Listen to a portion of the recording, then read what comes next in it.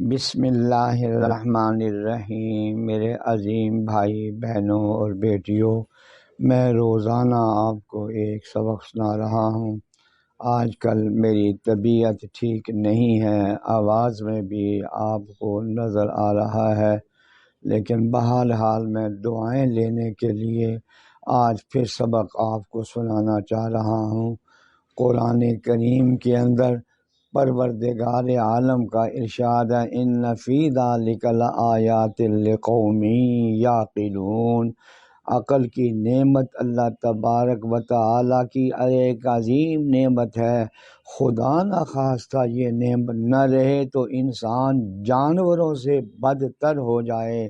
ذرا غور کریں، اللہ تبارک و تعالیٰ نے اس میں کتنی وسعت رکھی ہے کہ انسان علوم کا ایک بہت ہی وسیع خزانہ اس میں جمع کر لیتا ہے۔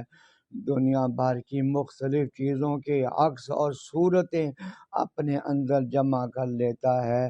یہی عقل تو ہے جس پر آج دنیا والوں کو ناز ہے۔ ہر ایک اپنی عقل پر ناز کرتا ہے، میری عقل، میری سمجھ یہ کہتی ہے۔ اور قرآن میں ہے وفی انفسکم، ذرا اپنے آپ کے اندر جھانکو۔ ایک اندازے کے مطابق ایک انسان کے دماغ میں اربوں خلیے ہوتے ہیں جو چیزوں کو اپنے اندر محفوظ کرتے رہتے ہیں۔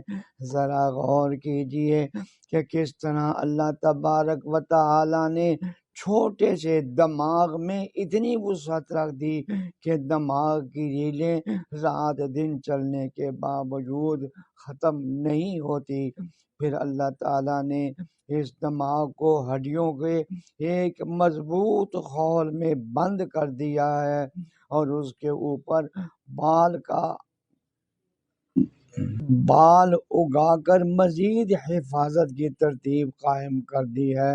پھر اگر عقل نہ رہے تو سارے اعضاء ہوتے ہوئے بھی انسان کے لیے بیکار ہیں۔ کبھی سوچا ہے کہ ہمارے پاس عقل نہ ہوتی تو لوگ ہمیں پاگل کہتے، یا عقل کم ہوتی تو لوگ ہمیں بے وقوف کہتے؟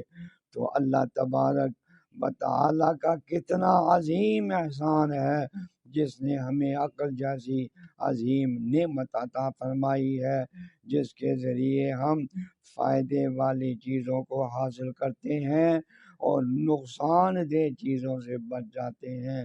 اسی لیے جو میں نے آیت پڑھی اس میں رب العالمین فرماتے ہیں عقل والوں کے لیے اس میں بڑی بڑی اللہ کی نشانیاں ہیں۔